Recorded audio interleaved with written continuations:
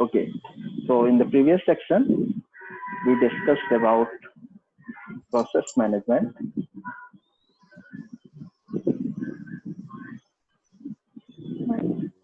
And this is dealing with your processor.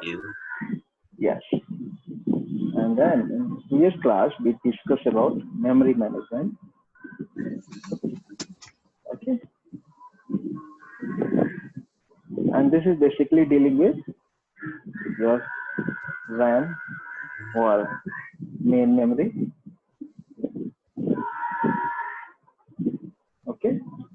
And in the today's section, and these two are just the operating system as a resource manager. So it's manage your process, it's manage your memory, and now disk. So in the today's section, we discuss about disk management. Okay. Yes, sir. Means how your operating system manage disk and how your computer starts, starting of computer. Okay. So these two things, disk management and starting a computer. So in today's session, we discuss about these two things. Okay. Let me move to the next slide. Okay. So this thing here, this is your hardware. Okay. Your hard disk. You can see. Okay. So this is just a plates. Okay, where data is stored, and these plates are divided into the sectors and tracks and cylinders. Okay, so don't go in depth because this is just the operating system. If you study about operating system in depth, you can study about these things like sectors, what is sector, what is track, and what is cylinder. For here, you just know about that this is the computer hardware, actual hardware of hard disk.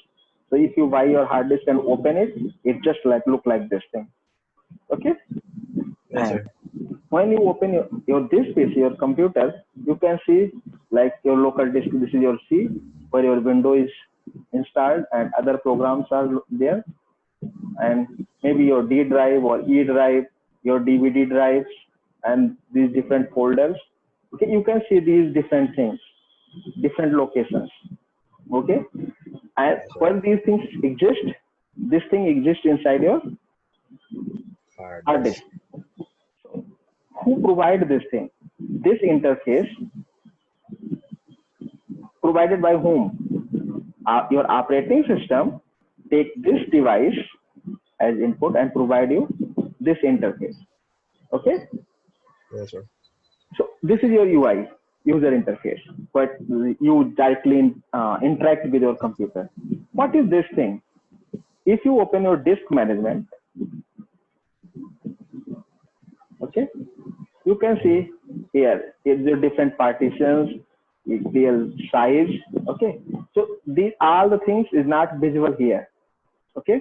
So let me zoom it, this location. So if you just see here, see, you just see here A, C, D, and E. But if you open your disk partition table, you can see the C, disk partition, disk 0, partition 2, partition 5, E, some recovery. Okay, so a lot of details here. This is the, if you want to, you can delete a partition, you can create a partition. So what is this thing in between? So you can take it like a utility program. Okay, this is a utility program. So your operating system provide a utility program known as disk management. Sorry, this is disk. If you open this part, so you open this thing. Otherwise, yes. So I am just give you detail how you open this in a few minutes. Okay. So your operating system provide a user interface corresponding to this hardware. So putting the data in this hardware in these different locations is a very difficult thing. Okay, we never know how this my data is stored on this. So if you copy something from your D drive to from D drive to E drive, it may be that data is stored at this location and it moved to this location. It's just happening like this, but you never able to see this thing. You just see that you are copying something from this to this. So operating system provide you a nice interface. If operating system is not there, you have to have interact with this hardware directly. But since operating system is there, it provides you the interface. Okay. Yes, sir. Good. So let me move to the next slide. So basically, if you have a disk, it's just a raw thing. You have just different plates, a plate. Okay, one plate above another plate, like this one here. You have different plates, and data is stored on these plates. Okay. But we never deal with. We have, so this is known as the abstraction. This is a one level of abstraction. Means what is abstraction? Abstractions in terms of what? Complexity, hiding complexity. Okay, it's like hiding complexity. Means dealing with magnetic plates and all the things. We are not expert in those things. So these common features are managed by the operating system, and operating system provide you first this level of abstraction. Okay, and then it is also for managing utility programs and this level of abstraction. Here you have a different thing like copy, paste, move thing from one location to another location. A lot of thing here is just easy thing, but doing here is difficult. Like, but to reach from this thing to this thing, you need a lot of things. Okay, so what are those things? Let me move to the next slide. First one is the disk formatting. Okay, so what is disk formatting?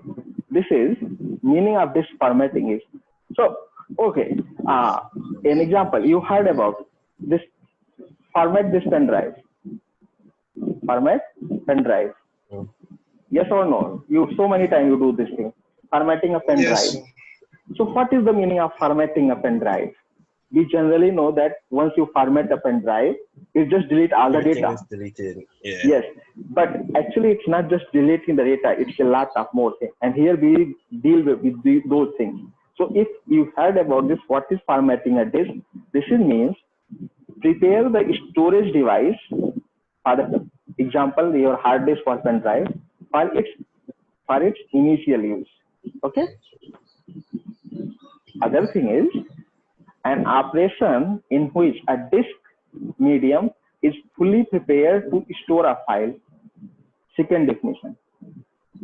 Other one, disk formatting creates the file system within a disk partition. Okay, so Mark, if you buy a 4 GB of pen drive, how much space you get?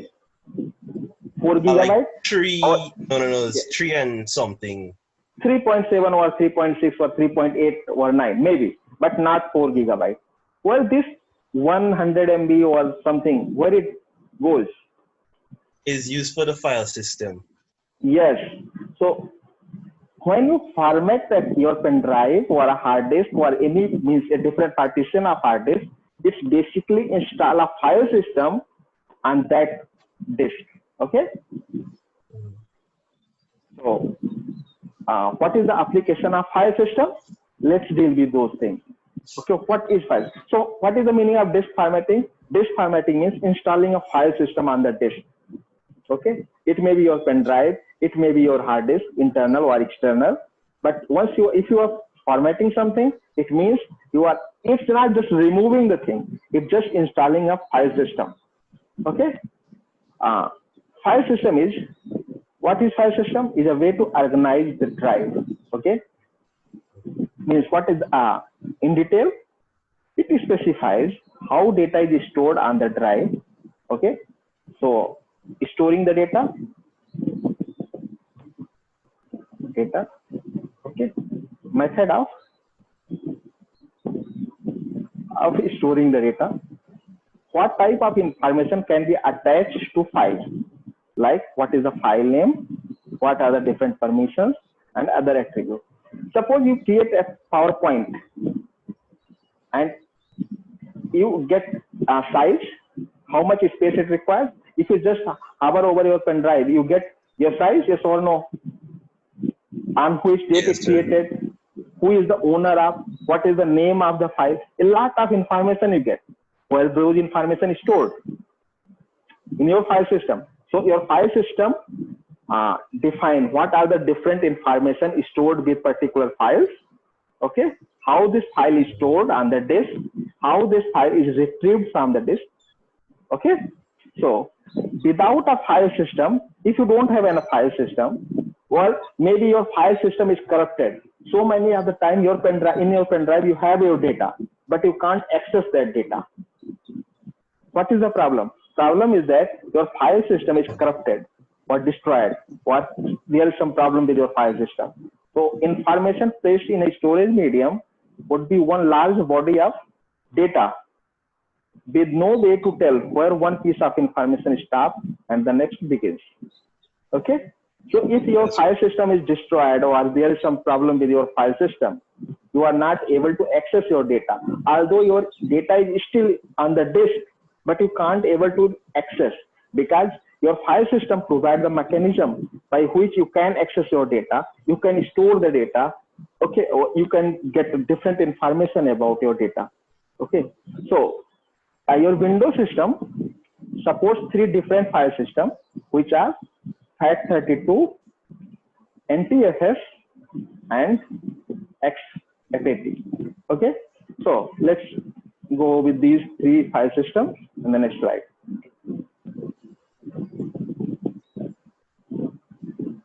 So what is FAT32?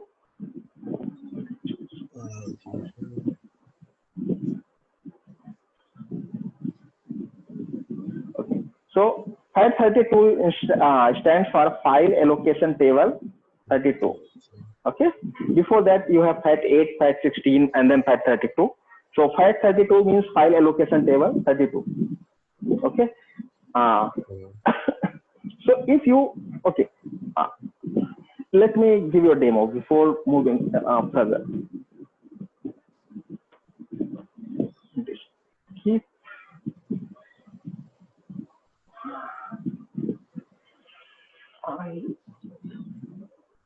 we need a pen drive. Okay, I will give you a demo tomorrow with some pen drive. So, okay, I need a pen drive for that. I need a pen drive for that. So, in the next class, we'll give you a demo with the pen drive. Okay. So, when you right click on your, if you just insert your pen drive and right click on the pen drive and click on the format, it asks you in which format you want to format this thing. What is the meaning of that? It is basically asking you which file system you want to install in this. So it's just asking you which file system you want to install on your on disk or pen drive, whatever you are using. It's just asking this thing. So suppose you choose a FAT32. So it installs the File Allocation Table 32, FAT32 file system.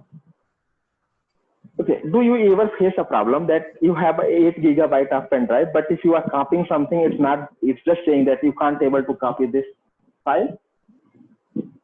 No, I never had the problem. Maybe you get or not, but if you have a pen drive and you are just copying any file that has size more than 4 GB, you are not able to copy it.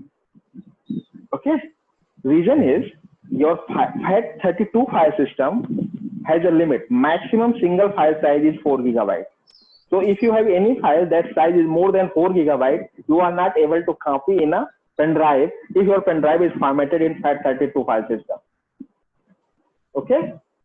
What is the solution? If any day you are just try to copy something in a pen drive and it says that you can't able to copy, the first thing is just check what is the file system that is installed in the pen drive. If it is FAT32, just format it through NTFS and you're done. You can Okay, you can copy up to 16 exabyte of file. So it's a huge size. Okay, maximum partition size is 8 terabytes, so it's not a problem. 8 terabyte is a huge size. Okay, so that's not the problem. But this is the problem. This is the basic problem you face with your FAT32 file system. Okay, FAT32 is working with your Windows, Mac, and Linux. Okay, so either you have a Windows system or Mac or Linux. If you format your pen drive with FAT32, you can use your pen drive in any system. Okay, so therefore, since it's working with Windows, Mac, and Linux, this is a de facto file system for USB drive. So if you just use a USB drive, most of the time it's FAT32. Okay, because it's seamlessly working with Windows, Mac, and Linux. Windows, because this particular problem, 4 gigabyte, Windows comes with a new file system that is known as NTFS. It stands for New Technology File System, NTFS.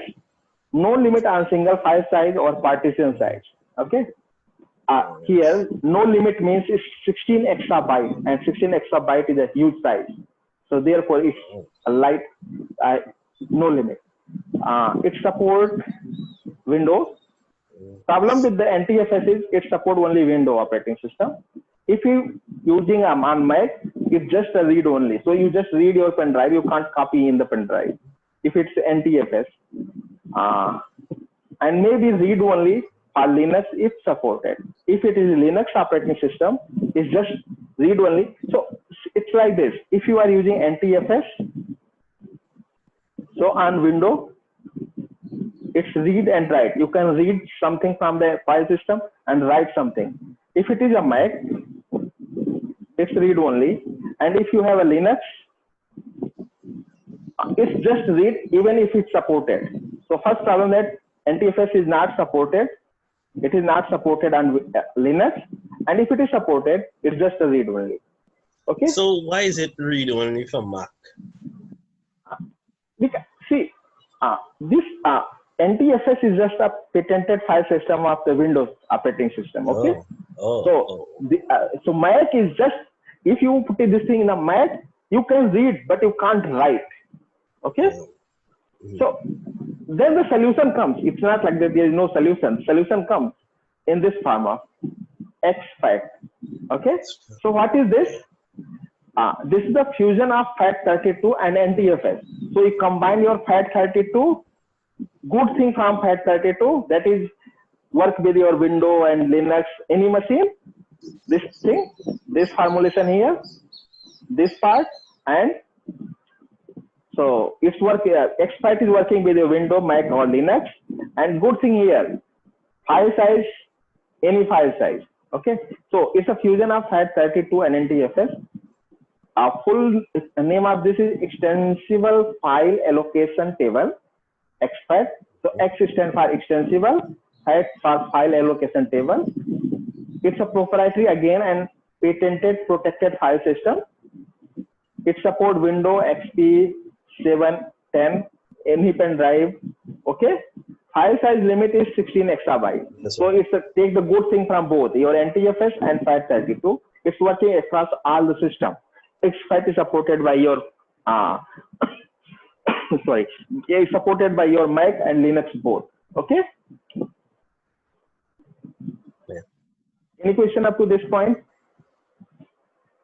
So FAT32, yeah, FAT32 maximum size 4 gigabytes. That is the problem. Good thing about FAT32 is that it works with both Windows, Mac, and Linux. Solution: Windows come up with NTFS, New Technology File System. If you have a huge size, a huge file size up to 16 exabytes, but it just support a Windows and read-only mode in a Mac.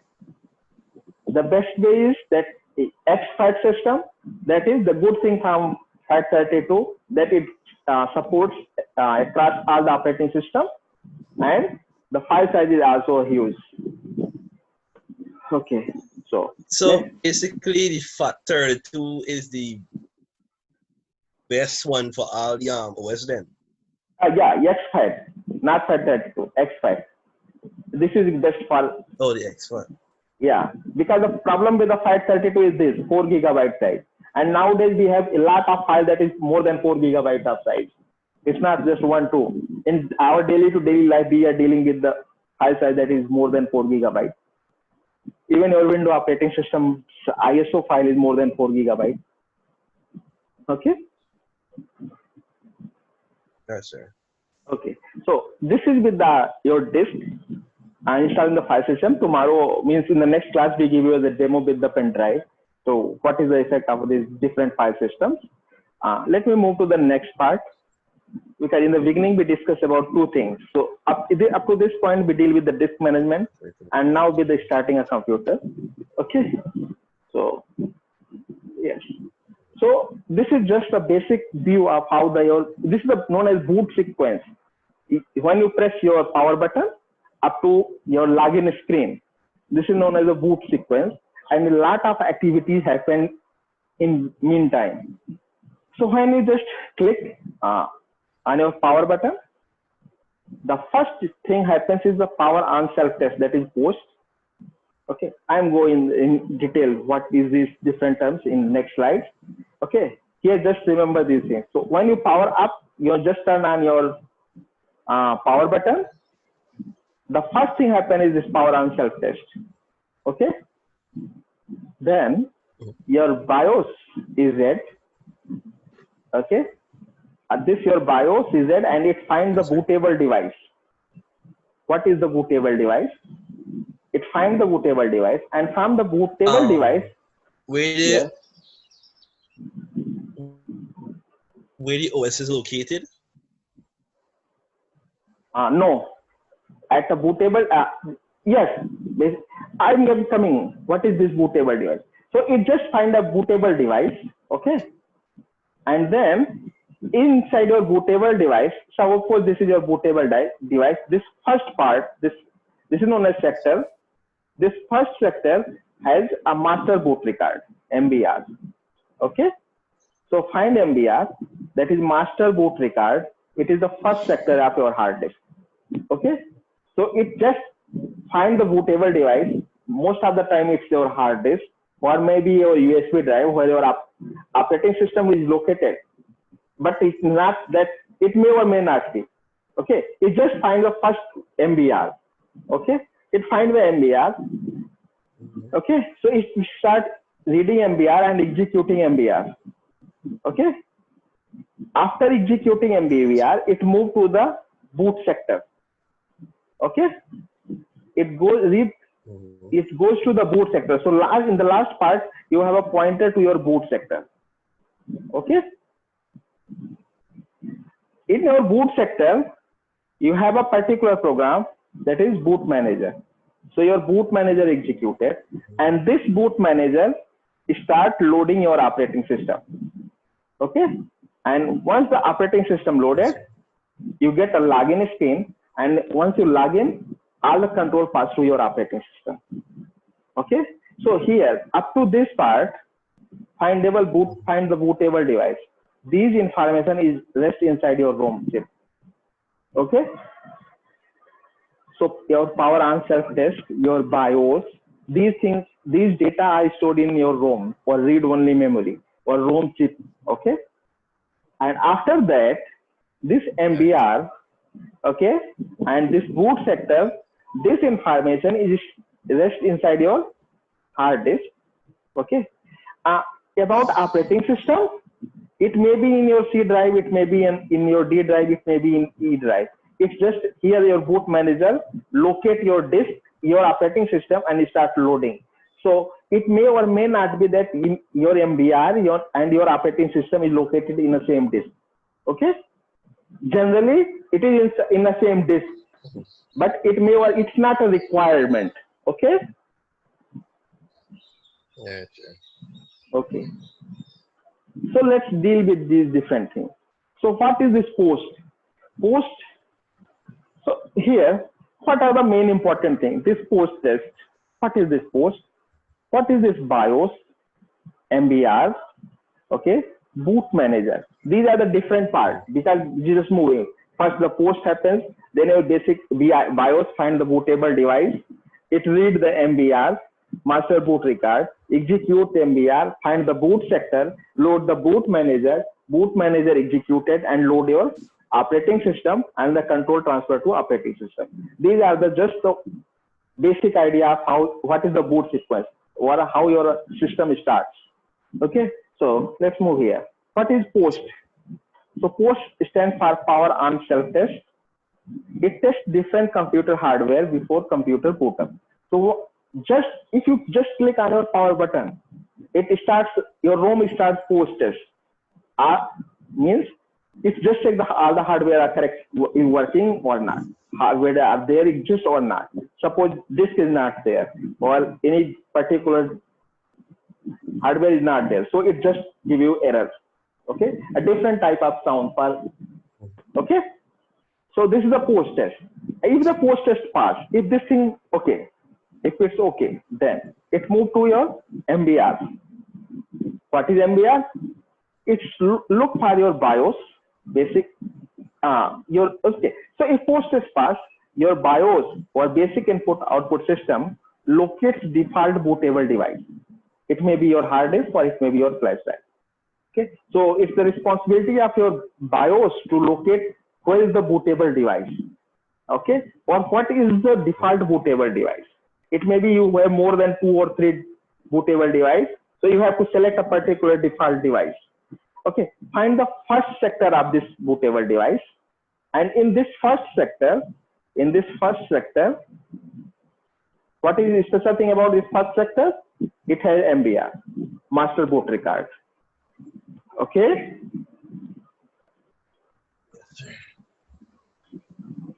Mark? Yes. Okay. So, there you go. Okay. So BIOS loads your bootable, look for the bootable device. Once it finds the bootable device, it's look at first sector of that bootable device. In this first sector, there is a special program that is known as a master boot record, MBR. What is MBR? MBR has some code, okay, and your partition table. What is partition table? Like your C drive, your D drive, E drive, where it starts. So it is like this, and where it is end. Okay, so it's like this. Your partition table is like this. Where is C drive start at this location and maybe this location. D drive, E drive. Okay, so your master MBR has this information, code and this partition table. And partition table contains about a starting point and ending sector of each partition, like your C, D, or E. Okay, so among these C, D, E, what is C, D, E partition?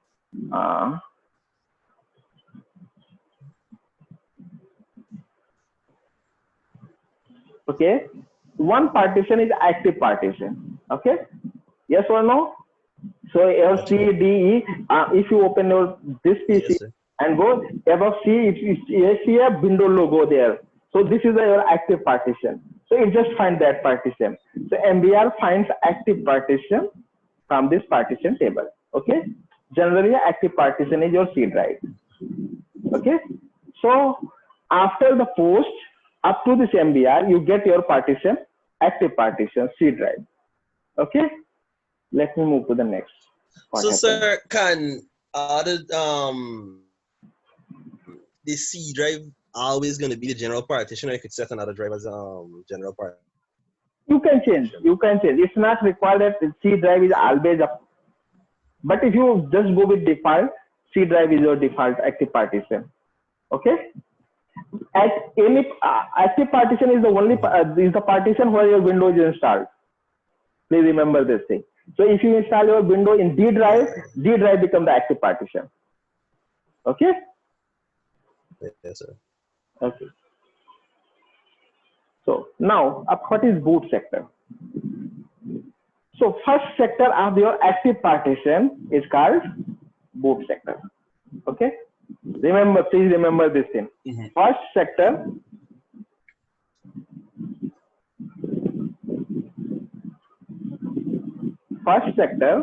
of what? Your bootable device has a program name known as MBR. Please remember this. Bootable device has the first sector of bootable device has a program MBR. Okay, but first sector of active partition is known as the boot sector. Okay, so MBR is the first sector of your bootable device, and first sector of active partition is your boot sector. MBR and boot sector is created when you install the operating system. Okay, both when you install the operating. So if your MBR or boot sector is corrupted, or some mishappening happened with these two things, a general suggestion is that you have to reinstall the operating system.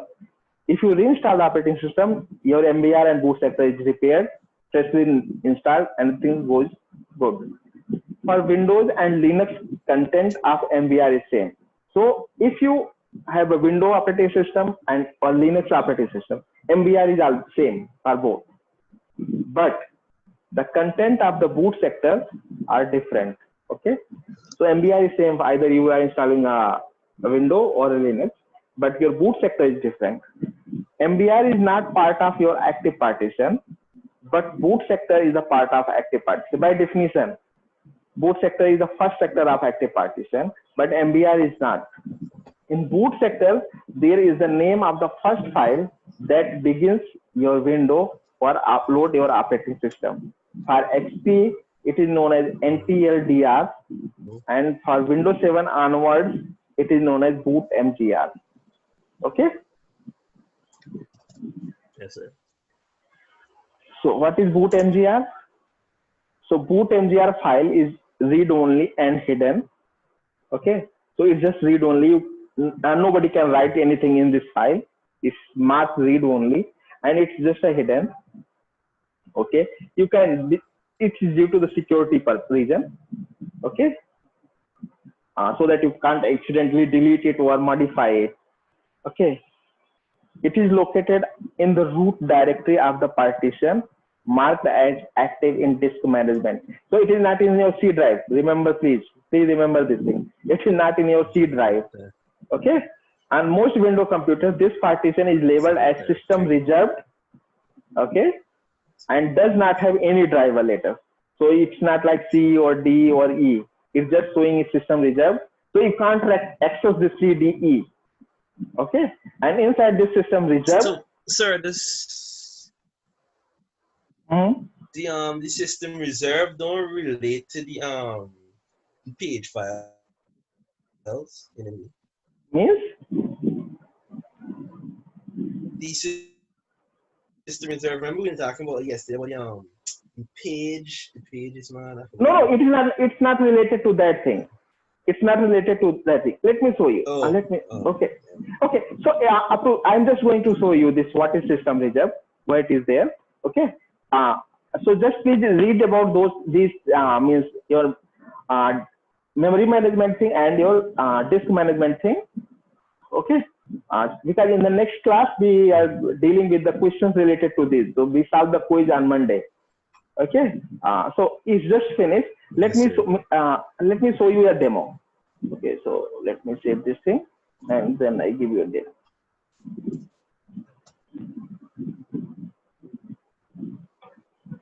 Okay.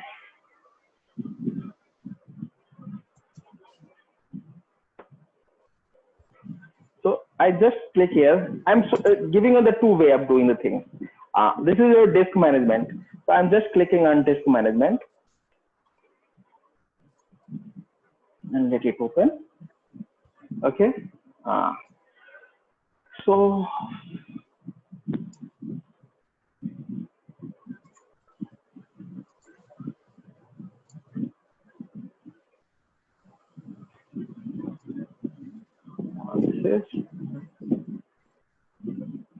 if you are able to see here or not?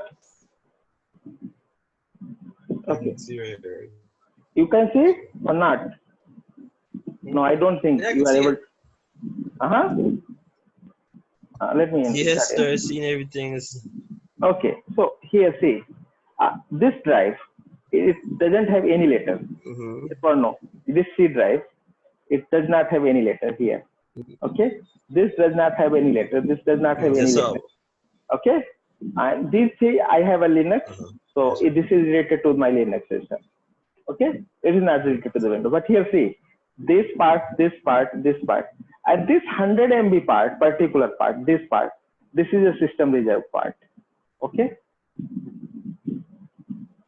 this is reserve part, and your boot MGR file is located here. Okay, so let me open here this this PC also, so that it's just clear to you. So here, see,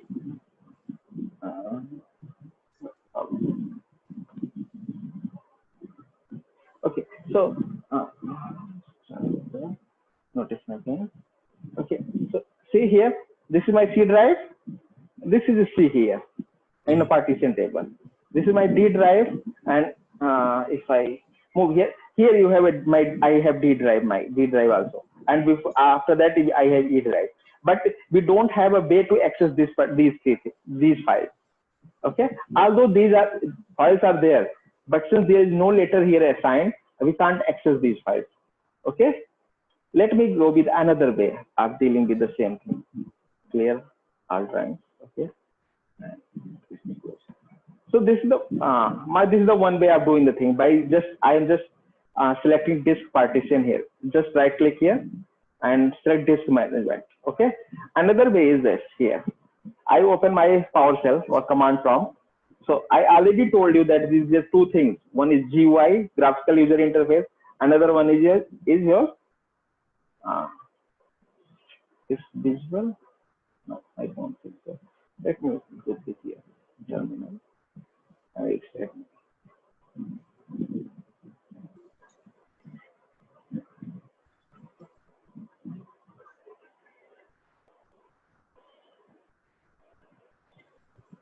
Okay, so here the program is known as disk part. Okay, disk part is just a program. So I am just writing the name of the program and press enter key, and this program is started. I just click on list disks. Okay, so just say here what happens. See here, this part, it says that in my system I have only one disk, that is disk number 0. Okay, its size is 931 gigabyte. Okay, and it's this is my active disk. Okay, let me select this disk. Okay, so select this 0. This 0, and now I can list my partition. Okay, so please remember this thing. How easy is this thing? In my GUI, I have to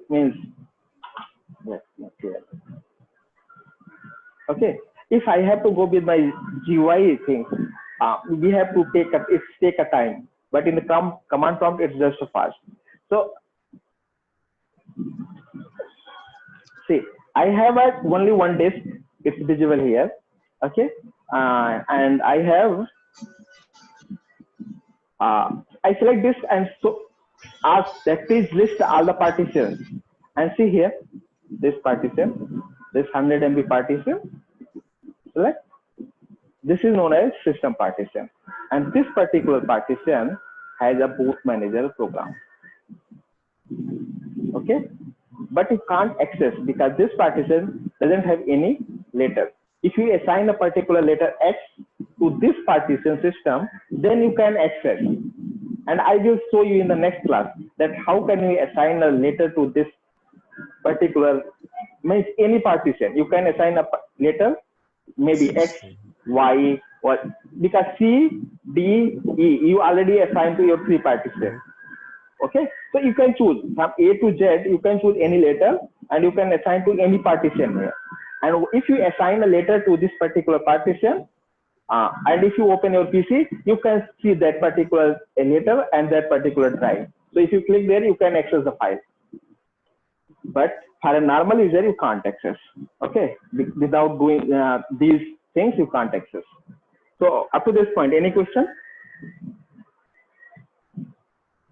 No, sir. Okay, so Mark, I start today here. Okay, on Monday we deal with some quiz, and I Okay. will show you how to you install a different file system in your pen drive, because this is my disk and I'm not going to deal with this changing anything in the disk, but I will do this thing through the pen drive. Okay, and then how to assign the letter to All right, sir. No these problem. hidden partitions, which you generally you can't access, but I give you the mechanism so that you can access any partition. Okay, so on Monday we do these things and solve the quiz related to the memory and disk. Okay, so I will stop here. All right, sir. No problem. Okay, okay, Mark, have a good day. You too, sir.